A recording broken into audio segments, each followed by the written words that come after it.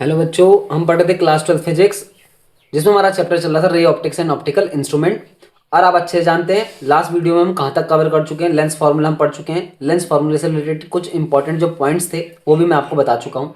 कौन सा lens converging होता है, कौन सा लेंस डाइवर्जिंग होता है, ये सारी बात आपको ध्यान रखनी है, सारी बातें आपको याद रखनी है। अब जो है इस वीडियो में ना हम आगे चलेंगे, पावर ऑफ लेंस पढ़ेंगे एंड इक्विवेलेंट लेंसेज भी इसी वीडियो में हम कवर कर लेंगे। तो दो टॉपिक हमने इस वीडियो में कवर करने हैं, एक तो पावर ऑफ लेंस, एक इक्विवेलेंट लेंस। तो हम उन दोनों को देखने की कोशिश कर लेते हैं।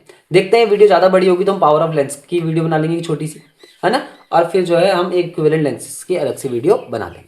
तो हम देखने की कोशिश करते हैं हमारे पास क्या है, पावर ऑफ लेंस क्या होता है, उस चीज़ को समझते हैं। उसको समझने से पहले आपको कुछ बात बताता हूँ जो लास्ट वीडियो में छूट चुकी है ना। उन बातों को हम कवर करने की कोशिश करते हैं कि क्या बातें हम छोड़ चुके हैं।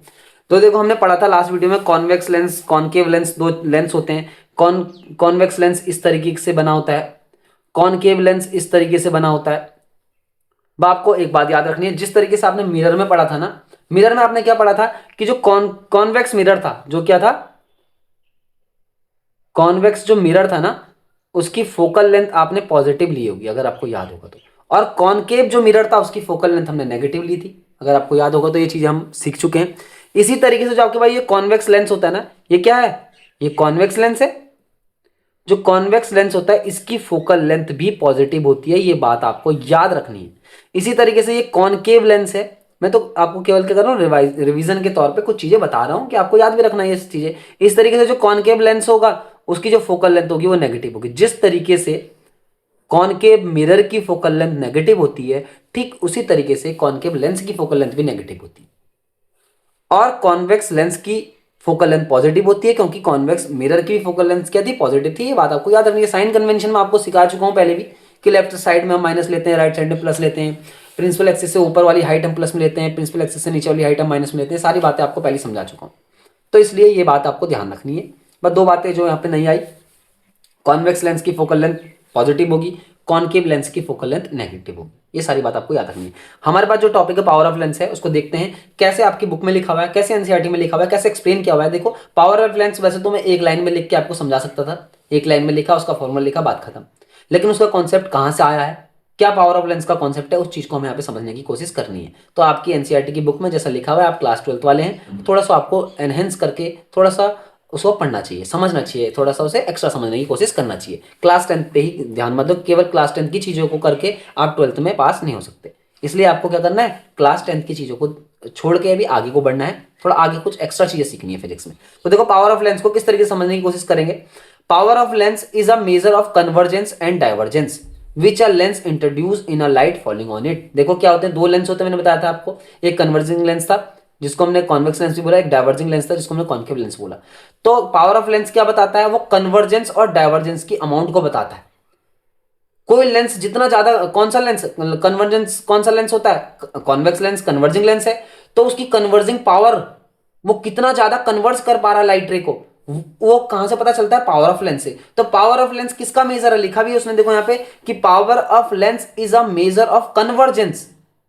कन्वर्जेंस का मेजर है, मतलब कितनी कन्वर्जेंस हो रही है। कितनी कन्वर्जेंस का क्या मतलब है कि वो लाइट रे को कितना ज्यादा इकट्ठा कर पा रहा है, कितनी दूर दूर से आने वाली लाइट रे को इकट्ठा कर पा रहा है, वो उसकी कन्वर्जेंस पावर है।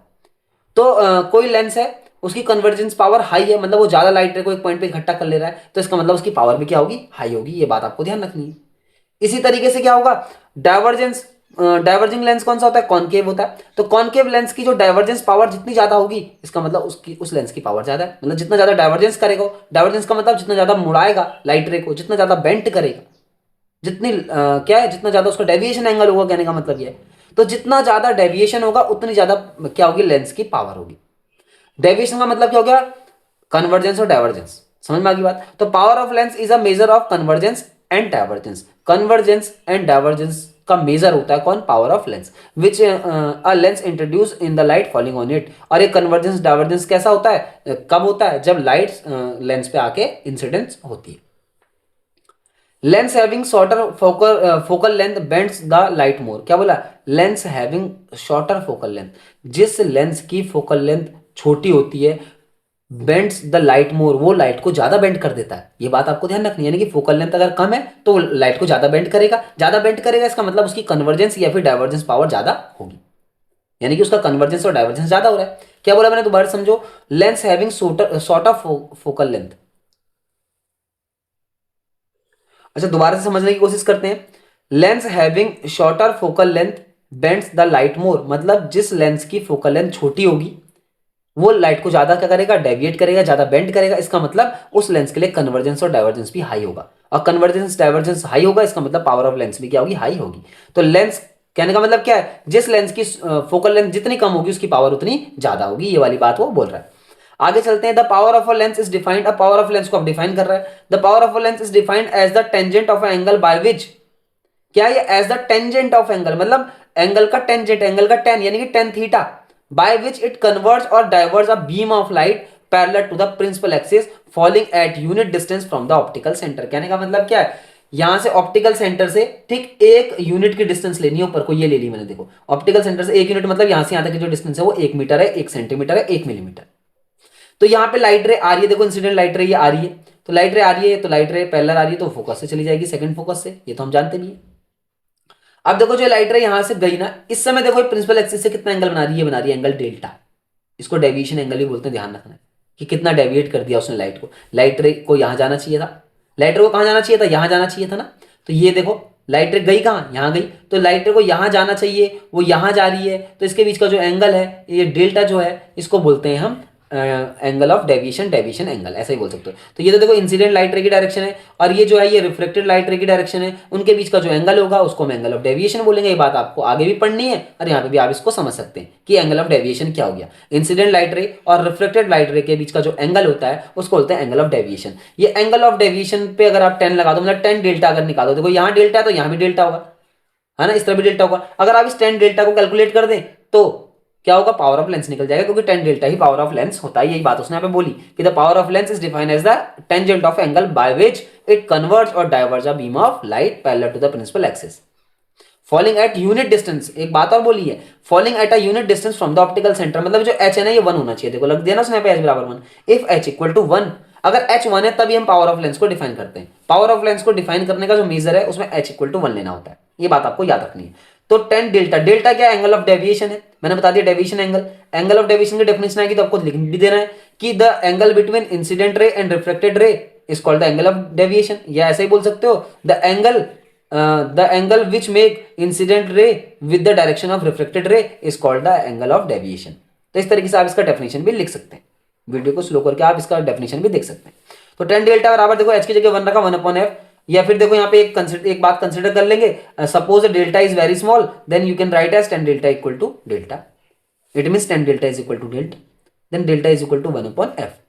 अब डेल्टा क्या है, यही तो पावर लेंस की, तो power equal to 1 upon F होता है। सबसे इंपॉर्टेंट बात आपको क्या याद रखनी है कि एफ को हमेशा मीटर में ही लेते हैं जब भी हम पावर को मेजर करते हैं, ठीक होगी बात। तो एफ मीटर में, तो आपके पास पावर की 2 यूनिट निकल जाएंगे। तो एक तो पावर की एसआई यूनिट जिसको हम डायोप्टर बोलते हैं, पावर की एक और यूनिट निकलेगी जिसको बोलेंगे पर मीटर। वेरी इंपॉर्टेंट, ये बात भी पावर की ही यूनिट है, पावर ऑफ लेंस की। हमने इससे पहले मैंने आपको क्या बताया कि जो कॉन्वेक्स लेंस होता है उसकी फोकल होती है पॉजिटिव, उसकी फोकल लेंथ पॉजिटिव, जो कॉनकेव लेंस होता है उसकी फोकल लेंथ नेगेटिव होती है। तो इसका मतलब क्या है, जो कॉन्वेक्स लेंस होगा ना उसकी पावर भी क्या होगी, पॉजिटिव होगी, और कॉनकेव जो लेंस होगा उसकी पावर क्या होगी, नेगेटिव होगी। ये बात आपको समझनी है, सीखनी है, आपके लिए बहुत इंपॉर्टेंट है, ठीक है। जिस तरीके से उसकी फोकल लेंथ पॉजिटिव है, जब एफ पॉजिटिव है तो पी भी पॉजिटिव हो जाएगा, एफ नेगेटिव होगा तो पी भी नेगेटिव हो जाएगा। तो आप क्वेश्चन देखते ही समझ जाएंगे, कहीं पर अगर लिखा है कि एफ इक्वल टू -0.25 डायोप्टर, तो आपको देखते ही समझ में आना चाहिए ये कौन सा लेंस है। तो देखो माइनस में दे रखी है ना पावर, तो पावर जब माइनस में है या फिर क्या है फोकल लेंथ माइनस में, ये यहाँ पे पी कर देते हैं ना, पावर को हम पी से दिखाते हैं। तो पी इक्वल टू -0.25 डायोप्टर, कहीं पे ऐसा लिखा हुआ है कि एक लेंस है उसकी पावर -0.25 डायोप्टर है, वो लेंस कौन सा होगा, तो माइनस में है इसकी पावर, तो इसका मतलब इसकी फोकल लेंथ भी माइनस में रही होगी। तो फोकल लेंथ माइनस में किसकी होती है, कॉनकेव लेंस की, तो इसलिए ये कॉनकेव लेंस की बात हो रही है। तो ये था पावर ऑफ लेंस के बारे में जो मैंने आपको बता दिया, जैसे आपकी बुक में लिखा है, थोड़ा डिटेल में मैंने आपको समझा दिया पावर ऑफ लेंस क्या होता है, जैसे आपकी बुक में लिखा है, ठीक है। ऐसे ही आपको उसको लिखना है और समझना है, यही आपकी कॉन्सेप्ट को क्लियर करेगा। आपको 12th की बुक से ही पढ़ना है, ठीक है ना, 10th की कोई डेफिनेशन लिखने की जरूरत नहीं है, ना ही उन्हें लिखना है, आपको 12th के अकॉर्डिंग काम करना है। तो इस तरीके से पावर ऑफ लेंस होता है। फॉर्मूला तो बहुत सिंपल है, power equal to 1 upon F, आपको यही ध्यान रखना है, बाकी आपको कुछ करना भी नहीं है। और उसका यूनिट डायोप्टर है, ऐसा यूनिट, और पर मीटर, और मैंने आपको समझा दिया कि इसकी पावर पॉजिटिव होगी, किसकी नेगेटिव होगी। तो ये पावर ऑफ लेंस के बारे में था, आपके लिए बहुत इंपॉर्टेंट बात है, आपको ध्यान रखनी है पावर ऑफ लेंस क्या होता है। तो आपको मैंने पहले समझाया पावर ऑफ लेंस का सबसे इंपॉर्टेंट बात आपको याद रखनी है, power of lens is a measure of convergence and divergence. कहने का मतलब क्या, लाइट को कितना ज्यादा बेंड करेगा वही पावर ऑफ लेंस को डिफाइन करता है। लाइट जितनी ज्यादा बेंड कर पाएगा कोई लेंस, उसकी पावर उतनी ज्यादा हो जाएगी। समझ में आ गई बात। तो ये था पावर के बारे में। तो ये था आपके लिए एक छोटा सा वीडियो पावर ऑफ लेंस के बारे में। हालांकि मुझे इसमें एक और टॉपिक ऐड करना है इक्विवेलेंट लेंसेज का, लेकिन वीडियो ठीक है, पावर ऑफ लेंस को एक अलग से टॉपिक रख लेते हैं, छोटा सा टॉपिक इसको अलग कर देते हैं, फिर एक नई वीडियो बनाएंगे जिसमें हम इक्विवेलेंट लेंसेज के बारे में सीखेंगे।